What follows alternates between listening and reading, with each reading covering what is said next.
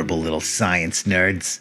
I'm sexy Dr. Science Lady, and today we'll be dropping science like Galileo dropped the orange. I'm sure you've noticed that technology is making its way into every facet of our lives. Soon, we'll be interacting with these machines in the same way we interact with each other.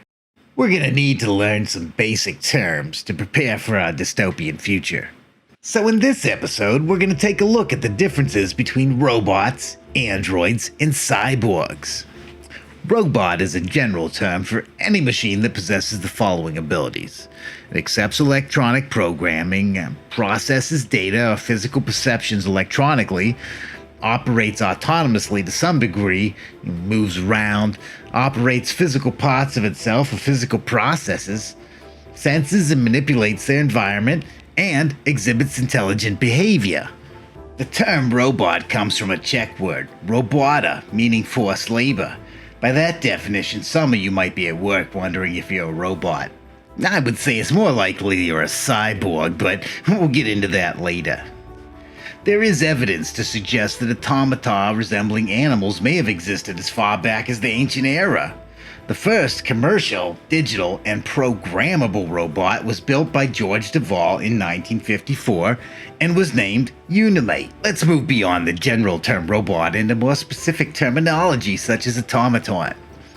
An automaton is a self-operating machine or control mechanism designed to automatically follow a predetermined sequence of operations or to respond to predetermined instructions. It's most likely you already have automaton around your house, such as your microwave, your coffee machine, or all those little things in your bedside drawer.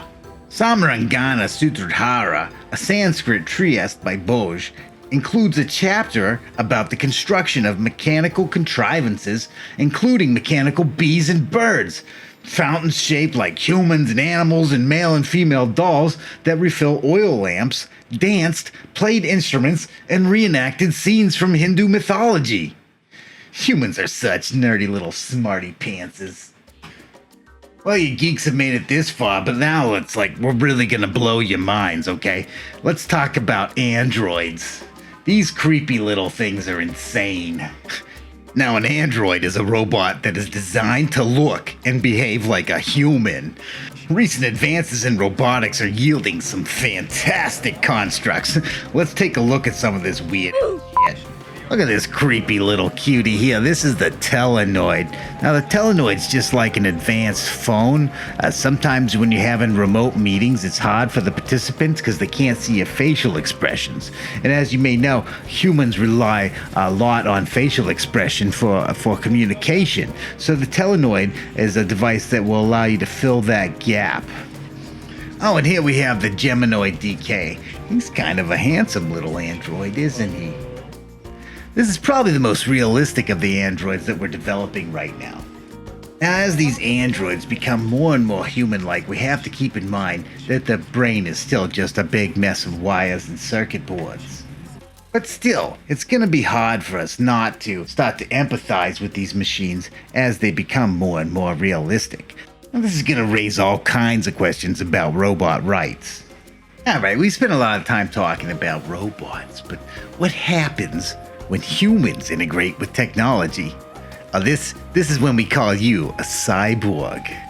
Now, the term cyborg is short for cybernetic organism. It's a being with both organic and biomechatronic body parts.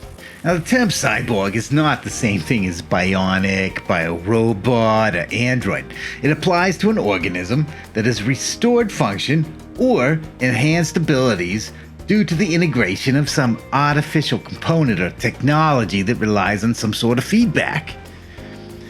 Now, while cyborgs are commonly thought of as mammals, including humans, they might also conceivably be any kind of organism.